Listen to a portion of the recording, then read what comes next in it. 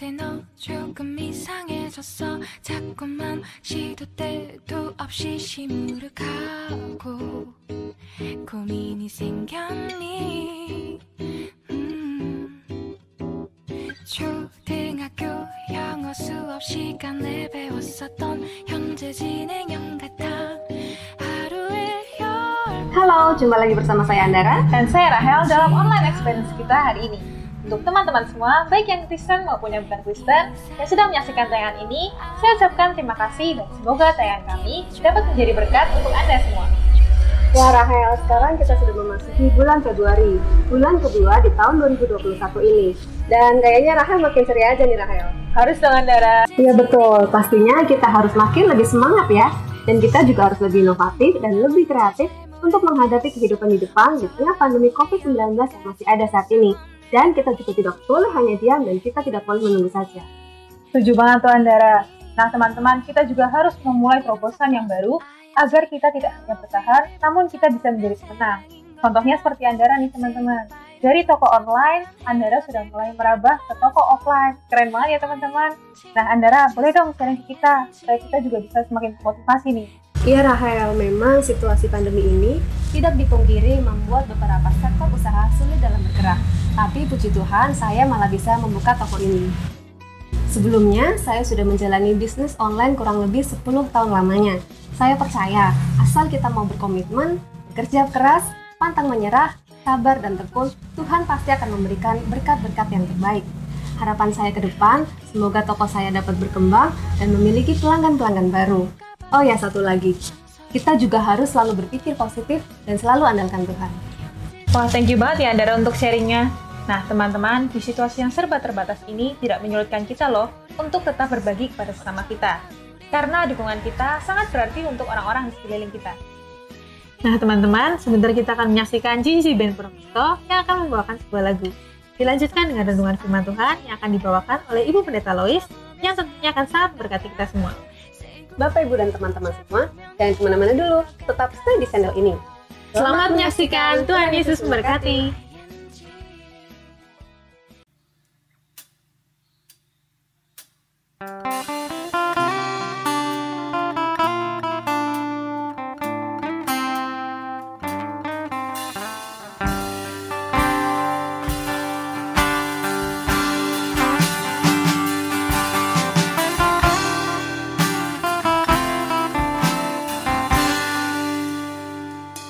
Selidiki aku, lihat hatiku, apakah ku sungguh mengasihimu, Yesus, Kau yang Maha Tahu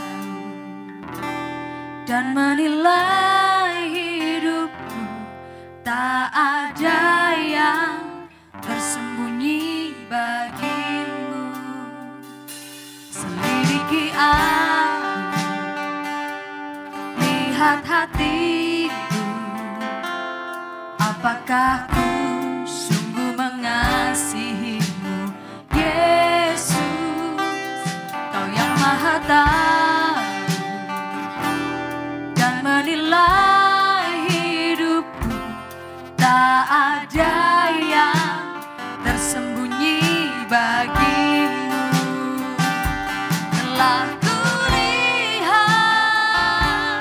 kebaikan-Mu yang tak pernah habis di hidupku. Ku berjuang sampai akhirnya Kau dapati aku tetap setia.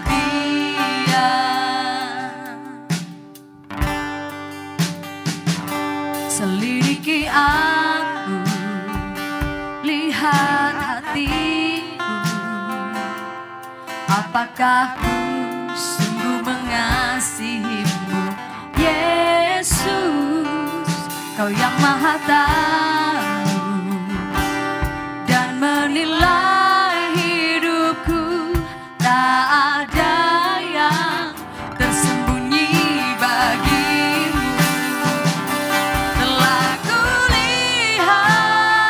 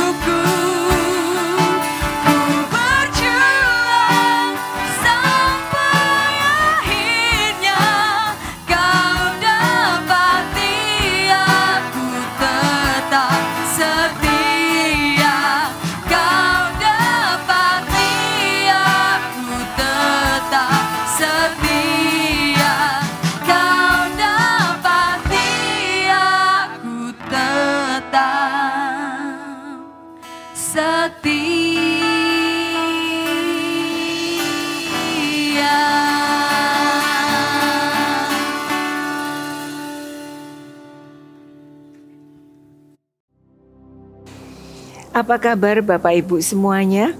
Kita sudah memasuki bulan Februari 2021. Dalam bulan Januari, belum genap bulan itu berlangsung, serangkaian peristiwa duka telah menyelimuti bangsa Indonesia dengan banyaknya musibah dan bencana alam.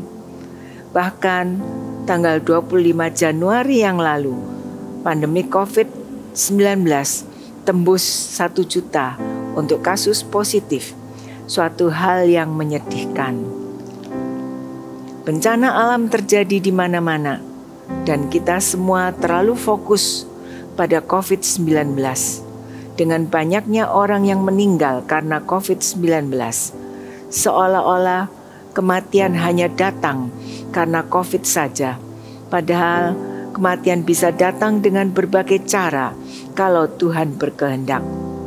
Kita terus diingatkan untuk memperhatikan protokol kesehatan jasmani, sehingga lupa dan mengabaikan protokol iman kita. Kita terus diajak fokus untuk menyiapkan imun tubuh kita, tetapi lupa menyiapkan iman kita untuk bekal di akhirat. Mari kita berbenah diri. Berbagai bencana terjadi di awal tahun merupakan teguran dan peringatan Tuhan agar kita mawas diri. Peristiwa-peristiwa buruk cenderung membuat hati kita diliputi ketakutan dan kekhawatiran. Ada perasaan tidak nyaman, sedih, dan takut. Menghadapi momen-momen seperti itu, kita merasa semakin membutuhkan ketenangan bagi jiwa kita. Dunia memang penuh dengan masalah dan tekanan. Orang yang hidup dalam dunia pasti mengalami penderitaan, pencobaan, dan pergumulan. Tetapi bersama Tuhan kita akan menang. Karena itu, mari kita satukan hati berdoa dan memohon kepada Tuhan untuk menyatakan kemurahan-Nya bagi kita semua, menghentikan pandemik ini dan memberi kita semua kesabaran, karena dalam situasi yang sulit dan tidak mudah ini, kadang orang akan kehilangan kesabarannya dan tidak bisa menunjukkan sikap yang ramah. Saya mengucapkan banyak terima kasih kepada Bapak Ibu yang sudah berpartisipasi dengan memberikan persembahan dan bantuan bagi korban bencana alam. Tuhan memberkati Bapak Ibu semuanya. Dana untuk korban bencana alam yang terkumpul akan disalurkan lewat Yayasan Cahaya Lintas Cakrawala, Jakarta. Ucapan atau sabda bahagia Tuhan Yesus yang ketiga adalah dalam Matius pasal 5 ayat 5 yang mengatakan, "Berbahagialah orang yang lemah lembut, karena mereka akan memiliki bumi." Apa yang kita pikirkan ketika kita mendengar orang mengucapkan kata lemah lembut? Seringkali orang menganggap sebagai orang yang tidak memiliki sikap yang tegas, tidak punya semangat. Orang yang lemah lembut sering dianggap sebagai orang yang kurang terampil, orang yang lembek atau lamban. Lemah lembut bukan berarti orangnya pasti baik hati, perasaannya halus, bicaranya tenang atau sabar. Ini semua bukan lemah lembut. Lemah lembut merupakan sifat yang ada dalam diri Tuhan Yesus. Matius 11 ayat 29 mengatakan, Tuhan Yesus berkata, "Pikulah kuk yang kupasang dan belajarlah padaku, karena aku lemah lembut dan rendah hati, dan jiwamu akan mendapat ketenangan." Dalam ucapan bahagia yang sudah kita pelajari, kita melihat miskin rohani dan berduka cita yang berbicara tentang relasi kita dengan Tuhan. Tetapi lemah lembut, kita akan memeriksa tentang relasi manusia dengan manusia. Nah, apa artinya lemah lembut? Kata lemah lembut dalam bahasa Yunani disebut praus. Praus terletak antara marah yang berlebihan dan tidak pernah marah. Jadi, orang yang praus bukannya tidak pernah marah, juga bukannya marah yang berlebihan, tetapi selalu marah pada saat yang tepat dengan alasan yang tepat.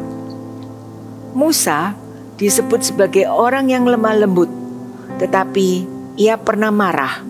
Keluaran 32 ayat 19. Demikian juga dengan Tuhan Yesus, pernah marah juga. Kemarahan yang benar saat kita melihat orang lain ditindas, atau saat melihat adanya dosa, melihat adanya ajaran sesat. Praus juga berarti orang yang dikuasai atau tunduk sepenuhnya kepada Tuhan. Untuk dapat memahami pernyataan Tuhan Yesus ini, kita akan belajar dari peristiwa kehidupan Musa. Musa adalah pemimpin besar yang memimpin bangsa Israel keluar dari tanah Mesir. Bilangan 12 ayat 3 mengatakan, adapun Musa ialah seorang yang sangat lembut hatinya, lebih dari setiap manusia yang ada di atas muka bumi. Sebagai seorang pemimpin, Musa bukanlah orang yang mudah goyah dan gampang menyerah, sekalipun ia harus menghadapi bangsa Israel yang tegar tengkuk, mudah bersungut-sungut, dan sulit diatur. Musa juga bukan tokoh yang loyo. Ia memiliki energi, semangat, dan kekuatan untuk menghadapi segala tantangan yang menghadang di depannya. Ia bisa marah dengan hebat, tetapi ia adalah seorang yang dapat mengendalikan amarahnya dengan baik. Ia hanya marah pada waktu-waktu yang tepat.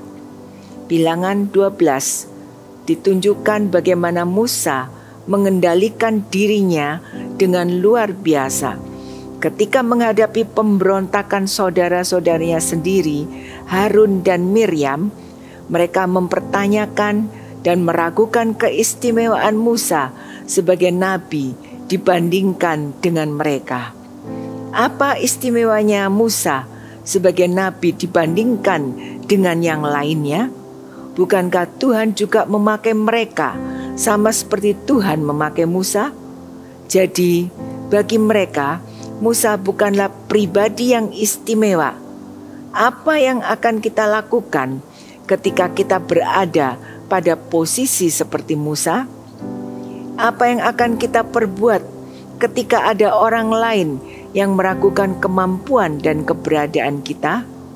Dan perkataan itu diungkapkan langsung di depan kita. Mungkin kita akan segera bereaksi, membela diri dan marah. Tetapi tidak demikian dengan Musa. Menghadapi situasi seperti itu, Musa pertama-tama tidaklah bereaksi membela diri dan marah. Ia hanya diam, sekalipun tentu hatinya pada waktu itu galau dan resah. Tuhan yang mendengar apa yang dikatakan Miriam dan Harun datang untuk membela Musa hambanya. Tuhan menegur Miriam dan Harun, bahkan Tuhan menghukum mereka dengan penyakit kusta. Pada saat itu Musa menunjukkan kelembutan hatinya. Ia meminta kesembuhan untuk Miriam dan Harun, sekalipun sebelumnya mereka telah menyakiti hatinya. Musa tidak menaruh dendam kepada kedua saudaranya, bahkan ia meminta Tuhan mengampuni mereka. Dalam peristiwa ini, kita dapat melihat bahwa Musa memiliki kemampuan untuk mengendalikan dirinya dengan baik. Tidak mengherankan bila Musa dikenal sebagai seorang pemimpin yang berhati lembut. Orang yang bersedia menyerahkan dirinya kepada pengendalian Allah secara sempurna akan memperoleh kelemah lembutan yang memampukan memiliki bumi. Belajar dari peristiwa kehidupan Musa, ada 3 hal yang dapat kita pelajari terkait pemahaman kalimat orang yang lemah lembut. Yang pertama, orang yang lemah lembut adalah orang yang rendah hati. Secara naluri, manusia ingin dipuji, diperhatikan, diprioritaskan, dihargai, dan tidak mau direndahkan atau disepelekan. Sehingga manusia cenderung meninggikan diri dan sulit merendahkan hati. Di zaman yang keras seperti ini pun sulit menemukan orang yang rendah hati. Karena kebanyakan orang berpikir bahwa kerendahan hati itu identik dengan kelemahan, di mana pamor atau gengsi akan turun. Kerendahan hati sesungguhnya adalah sifat bijak dalam diri seseorang yang membuatnya dapat memposisikan dirinya sama dengan orang lain. Tidak merasa lebih pandai, merasa lebih baik, merasa lebih mahir, tidak merasa lebih hebat, dan dapat menghargai orang lain dengan tulus. Kita sudah membahas tentang miskin di hadapan Allah adalah orang yang berduka cita karena menangisi dosa-dosanya di hadapan Allah. Setelah orang miskin di hadapan Allah, dia menangisi kemiskinannya, kemudian menjadi orang yang mengosongkan dirinya sehingga pembenaran diri tidak ada lagi. Roh Kudus akan memimpin orang yang lemah lembut ini menjadi orang yang rendah hati. Dua kata, lemah lembut dan rendah hati, dipakai tidak terpisahkan dengan Tuhan Yesus. Efesus 4 ayat 2, Paulus mengatakan, ketika kita menjalankan pelayanan-pelayanan kepada Tuhan, kita harus menjalankannya dengan rendah hati dan lemah lembut. Jadi, dua hal ini saling mengisi. Orang yang lemah lembut adalah orang yang rendah hati, dan orang yang rendah hati adalah orang yang lemah lembut. Tuhan Yesus lemah lembut dan rendah hati. Artinya, ia memiliki penyangkalan diri yang luar biasa. Filipi pasal 2 ayat 6-7 mengatakan, ia yang walaupun dalam rupa Allah tidak menganggap kesetaraan dengan Allah itu sebagai milik yang harus dipertahankan, melainkan telah mengosongkan dirinya sendiri dan mengambil rupa seorang hamba dan menjadi sama dengan manusia. Dalam keadaan sebagai manusia, ia telah merendahkan dirinya dan taat sampai mati, bahkan sampai mati di kayu salib. Artinya, ia adalah Allah oknum kedua yang rela menanggung hukuman kekal. Ia begitu lembut hati dan rendah hati. Paulus juga orang yang lembut hati dan rendah hati. Ia berkata, untuk menginjili orang Yunani, aku menjadi seperti orang Yunani. Ini merupakan satu penyangkalan diri.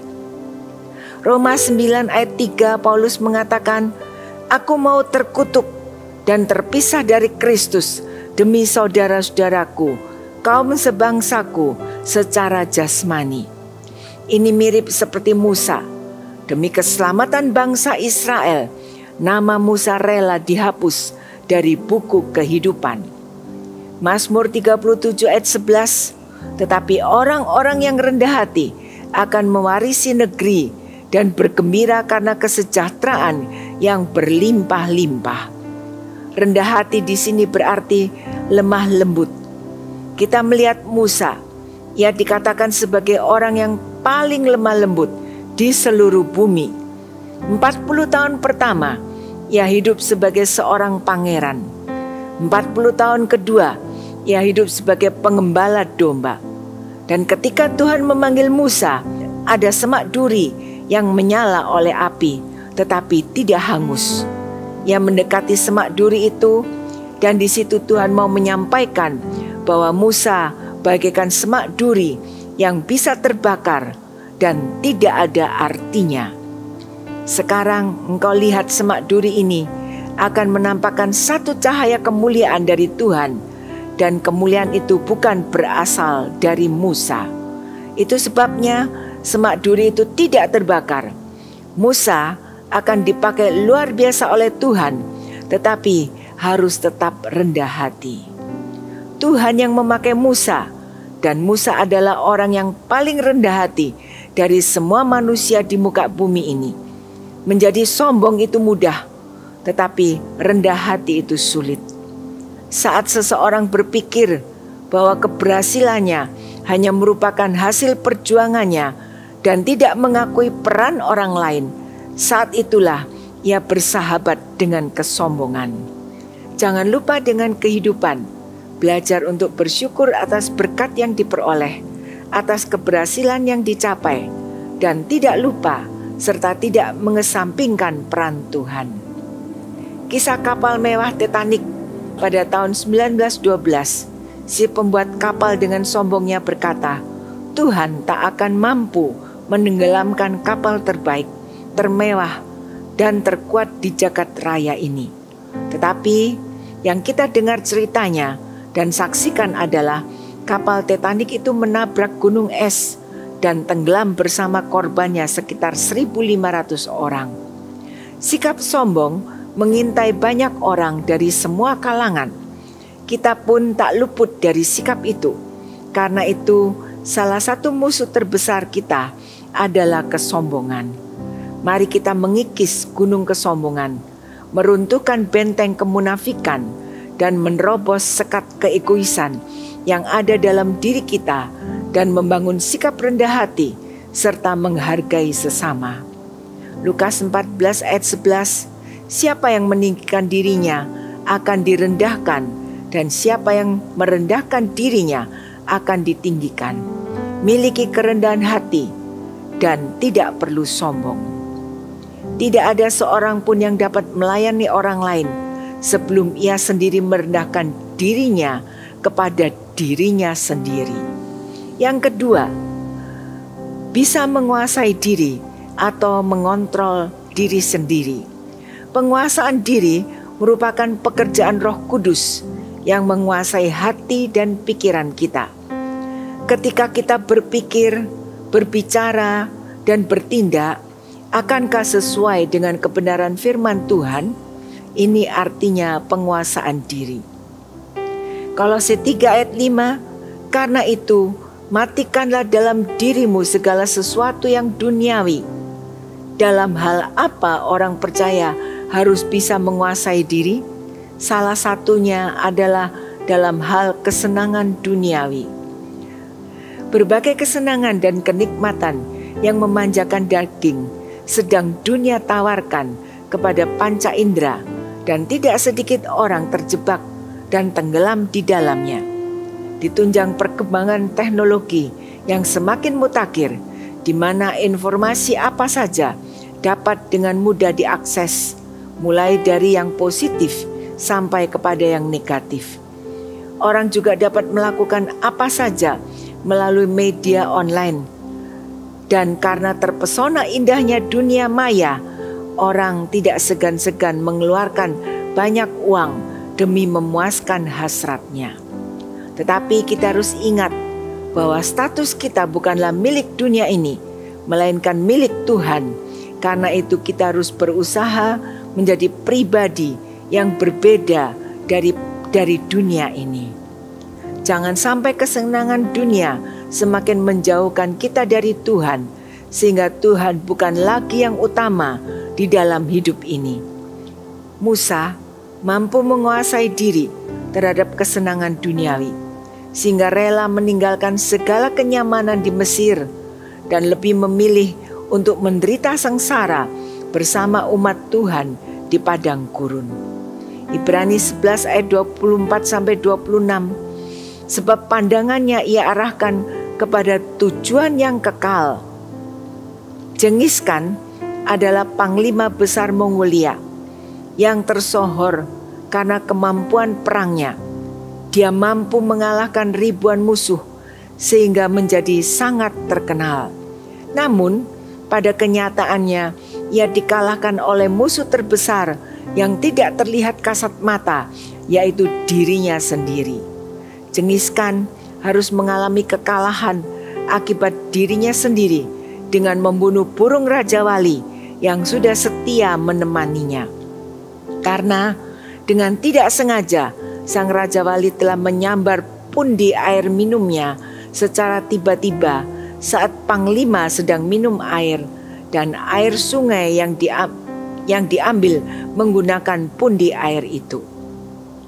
Dan itu dilakukan berulang kali oleh sang Raja Wali yang setia itu, sehingga akhirnya Jengiskan tidak mampu mengendalikan kemarahannya, dan dibunuhlah sang Raja Wali yang setia dengan sebilah pedang, dan sang Raja Wali matilah di hadapannya.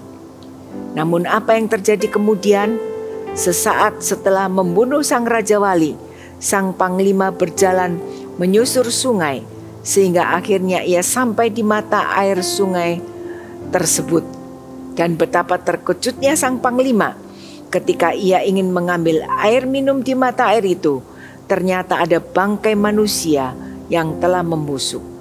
Akhirnya ia menjadi sadar bahwa Raja Walinya tadi berusaha memberitahu bahwa air sungai yang akan diminum telah tercemar oleh bangkai manusia. Penguasaan diri atau pengendalian diri merupakan hal terpenting dalam kecerdasan emosi. Aspek ini sangat penting dalam kehidupan manusia, sebab musuh terbesar manusia bukan berada di luar dirinya, namun justru berada di dalam dirinya sendiri. Seorang bijak mengatakan, kalau menoleh ke belakang, kehidupan manusia merupakan jalan panjang penuh rintangan dengan diri sendiri sebagai rintangan utama. Pengendalian diri atau penguasaan diri merupakan aspek yang perlu dilatih sejak dini. Tidak ada aspek kemampuan untuk menguasai diri yang tiba-tiba turun dari langit, tetapi melalui proses panjang yang berhubungan dengan orang-orang sekitarnya. Saudara-saudara, diri yang kita bawa-bawa sekarang ini dapat menguasai kita atau kita yang menguasainya. Dapat menjadi sahabat atau malah menjadi lawan, tergantung pilihan kita menjalani hidup ini.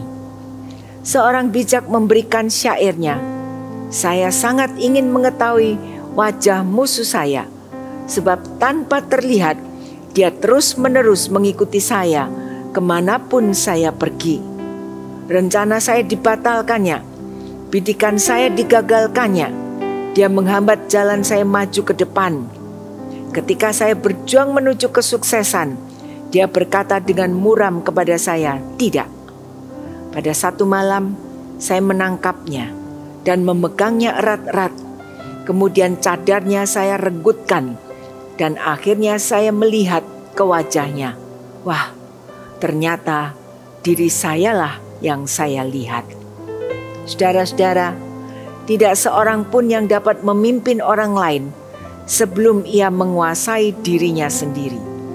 Dan tidak seorang pun dapat mengendalikan orang lain sebelum ia sendiri belajar untuk mengendalikan dirinya sendiri. Yang ketiga, berserah pada Tuhan. Orang yang lembut hati adalah orang yang berserah kepada Tuhan. Banyak orang beranggapan bahwa berserah pada Tuhan itu sama seperti pasrah. Padahal pasrah itu berarti menyerah, tidak berbuat apa-apa, pesimis, dan berpikiran negatif. Seringkali kehilangan pengharapan dan munculan niat-niat untuk bunuh diri dan lain-lain.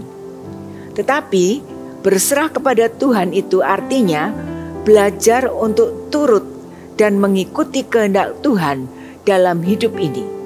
Percaya dan menyerahkan diri pada rencana dan pimpinan Tuhan. Berpikiran positif, mempunyai semangat hidup yang tinggi, dan yakin akan pemeliharaan Tuhan dalam hidup. Dan orang yang berserah kepada Tuhan adalah orang yang mau belajar dan diajar. Proses belajar dan diajar hanya diperoleh melalui sekolah kehidupan saat berinteraksi dengan sesama. Berserah pada Tuhan artinya berada dalam kontrol Tuhan. Apapun yang terjadi dalam hidup, kita berserah kepada Tuhan. Dan berserah pada Tuhan merupakan kunci kemenangan dan beroleh keselamatan. Orang yang memilih untuk berserah kepada Tuhan daripada mengandalkan dirinya sendiri tergolong orang yang lemah lembut. Karena orang yang berserah kepada Tuhan tidak menyalahgunakan kekuasaan untuk menekan orang lain. Keluaran 12 ayat 8-16, bangsa Israel melawan bangsa Amalek. Bagi Israel, Amalek adalah musuh yang harus diperangi karena merupakan penghalang dalam perjalanan ke tanah perjanjian. Amalek bagi kita gambaran segala kelemahan kedagingan, yakni sifat dan sikap manusia lama, sehingga setiap manusia harus melakukan perjuangan peperangan sendiri. Tetapi kemenangan hanya datang dari Tuhan Yesus saja. Dan hukum perang, seorang yang mengangkat tangan di hadapan musuh menunjukkan tanda menyerah. Musa mengangkat kedua tangannya, berarti dia merasa tidak mampu menghadapi Amalek, dan Tuhan yang menggantikan berperang melawan Amalek. Kejadian 12 ayat 11, dan terjadilah apabila Musa mengangkat tangannya, lebih kuatlah Israel. Mengangkat tangan juga berarti berada di pihak Allah. Kalau Allah di pihak kita, siapakah yang akan melawan kita? Saat ini pun bangsa Indonesia bahkan seluruh dunia menghadapi serangan pandemik virus corona. Banyak pembatasan-pembatasan yang sudah kita alami, dan memang kita semua mengalami beratnya menghadapi semuanya itu dengan kekuatan sendiri. Para dokter dengan segala pengalaman dan kemampuan serta dukungan dengan peralatan medis yang canggih pun ada yang harus gugur di dalam tugasnya. Banyak orang di seluruh dunia yang meninggal karena virus corona ini. Namun untuk itu, kini saatnya kita seperti Musa dan bangsa Israel yang berperang melawan bangsa Amalek. Angkatlah tangan kita tinggi-tinggi dan berserahlah kepada Tuhan. Menghadapi kenyataan bahwa telah banyak orang yang meninggal karena virus corona. Mungkin sejauh ini kita masih lebih mengandalkan kekuatan sendiri. Mari kita belajar untuk melibatkan Tuhan dalam segala persoalan hidup kita. Berdoa, serahkan seluruh beban dan segala persoalan hidup kita pada kasih dan kemurahan Allah. Pada dasarnya, orang yang lemah lembut adalah orang yang kuat untuk mengendalikan kekuatannya. Ia tidak diperbudak oleh kekuatannya. Orang yang lemah lembut bersedia dengan tulus menantikan pertolongan Tuhan dengan cara berserah. Tuhan menjanjikan kemenangan dalam segala perjuangan hidup umatnya, asal kita berserah dan mengandalkan kekuatan Tuhan. 4. Orang yang lemah lembut akan mewarisi bumi. Mewarisi bumi merupakan kesejahteraan yang berlimpah-limpah. Ada relasi antara hati yang lembut dan hidup sejahtera di dalam Tuhan. Kalau kita memiliki hati yang taat kepada firman Tuhan, maka Allah menjamin kesejahteraan hidup kita di bumi ini. Saya tidak tahu pergumulan dan persoalan apa yang saat ini membelenggu hidup saudara. Mungkin ada yang bergumul dengan berbagai macam kebutuhan hidup. Biaya studi anak-anak, cicilan-cicilan yang kita hadapi karena membeli sesuatu, orang tua yang membutuhkan perawatan, atau soal perjodohan dan lain-lainnya. Semua ini membuat kita merasa tidak nyaman dan tidak tahu harus berbuat apa. Mari kita akan memeriksa diri kita masing-masing. Jangan sampai berkat pemeliharaan Tuhan terhalang turun karena hati kita yang keras terhadap firman Tuhan. Hati yang keras tidak akan menghasilkan belas kasihan Tuhan. Saya akan menutup khotbah ini dengan sebuah ilustrasi. Pada satu hari, angin barat dan angin timur bertemu. Angin barat berkata bahwa dirinya lebih kuat dibandingkan dengan angin timur. Hal ini terbukti dimanapun angin barat berjalan, maka semua orang merasa takut karena angin barat sering menimbulkan kerusakan yang hebat, bahkan kematian. Angin barat menyombongkan diri dan merendahkan angin timur. Angin timur menanggapi kesombongan angin barat dengan tersenyum dan berkata, "Benarkah engkau yang paling kuat?" Jawab angin barat, "Apakah engkau meragukan kekuatanku? Apakah engkau ingin melihat buktinya? Mari kita bertanding kalau kamu berani." Angin timur menyetujui tantangan angin barat. Katanya, "Lihatlah seekor kera yang ada di pohon itu. Siapa yang dapat menjatuhkan kera itu, dialah pemenangnya." Apa? Menjatuhkan kera itu? "Ah, itu adalah hal yang sangat mudah bagiku," saut angin barat dengan sombongnya. Angin barat mulai menyiapkan diri, ia mulai bertiup, makin lama makin keras. Tetapi semakin keras ia bertiup, kera itu semakin erat berpegangan pada pohon yang dinaikinya.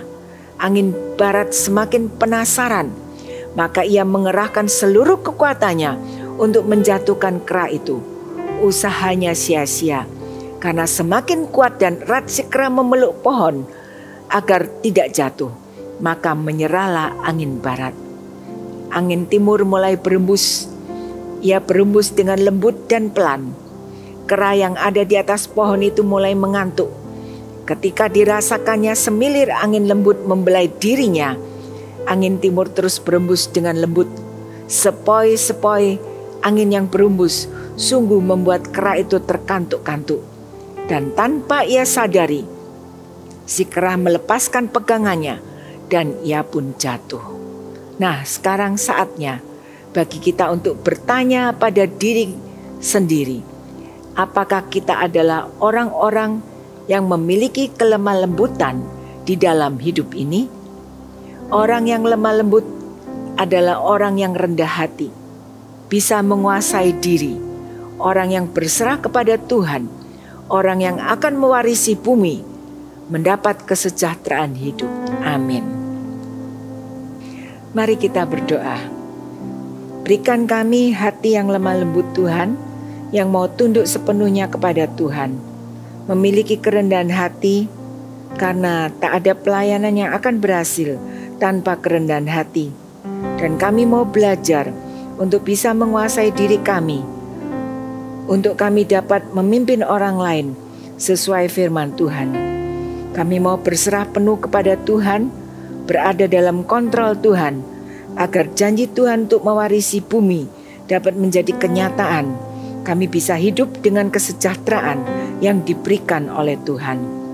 Perlindungan dan penyertaan Tuhan selalu kami dambakan pada situasi yang penuh dengan tantangan ini. Sertai terus dan berkati semua anak-anak Tuhan di masa pandemi ini, dan kuatkan iman kami untuk terus berharap dan bersandar kepada Tuhan saja.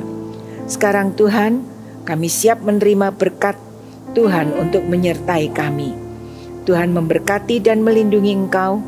Tuhan menyinari Engkau dengan wajah-Nya dan memberikan kasih karunia.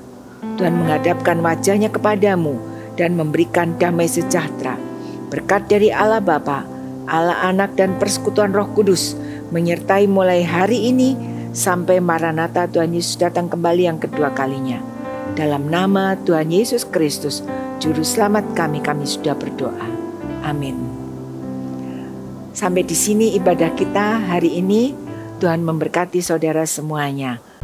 Teman-teman, kita sudah menyaksikan pujian serta renungan firman Tuhan hari ini. Kami mengucapkan terima kasih untuk GCC Band Purwokerto serta Ibu Pendeta Lois yang telah memberikan renungan yang tentunya sangat memberkati kita semua. Kami juga mengucapkan terima kasih untuk Bapak Ibu yang telah dengan setia dan antusias di dalam memberikan persembahan di tengah pandemi COVID-19 yang masih ada saat ini. Dan kita pun masih beribadah secara online, namun Bapak Ibu dan teman-teman semua tetap peduli dan tetap bermurah hati untuk kelangsungan gereja, STTSP dan sesama. Tuhan Yesus memberkati. Dan bagi Bapak Ibu Saudara yang rindu untuk memberikan persembahan, bisa langsung mentransfer melalui nomor rekening yang telah tertera di layar Anda, atau langsung ke kotak persembahan yang telah tersedia di gereja.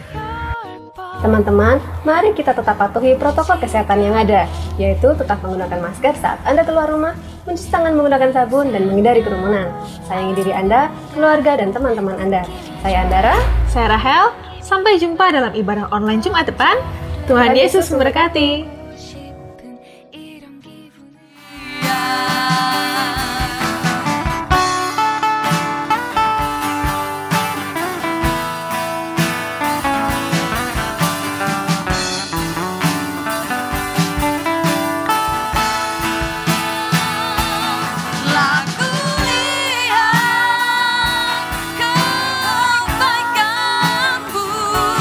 Yang tak pernah habis.